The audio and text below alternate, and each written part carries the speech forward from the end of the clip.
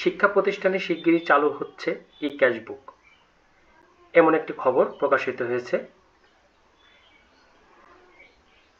গতকাল কর্মশালায় রাজধানীর 15টি কলেজ থেকে প্রতিষ্ঠান প্রধান, কম্পিউটার পরিচালনায় দক্ষ একজন করে শিক্ষক, একজন করে অফিস সহকারী বা হিসাব সহকারীকে এই কর্মশালায় রাখার নির্দেশনা দেয় ডিআইএ।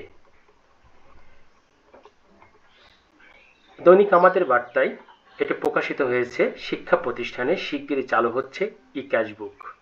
আর্থিক ব্যবস্থাপনা, শৃঙ্খলা, স্বচ্ছতা ও জবাবদিহিতা নিশ্চিতকরণে বেসরকারি শিক্ষা প্রতিষ্ঠানগুলোতে শিগগিরই চালু হচ্ছে ই-ক্যাশ বুক।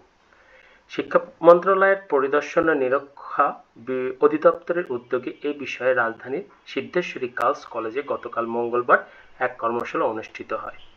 তো প্রিয় শিক্ষক মণ্ডলী এবং যারা আমার এই খবরটি দেখছেন,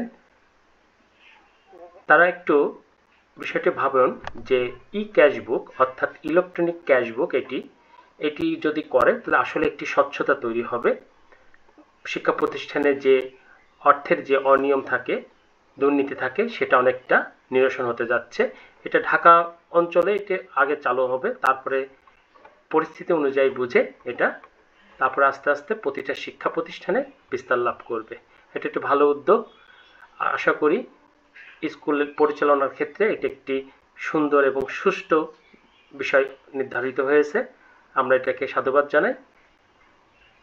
ধন্যবাদ সবাইকে। এই চ্যানেলে আজকে যারা নতুন, অবশ্যই চ্যানেলটিকে সাবস্ক্রাইব করবেন এবং একটি করে লাইক দিবেন। ধন্যবাদ, সবাই ভালো থাকবেন।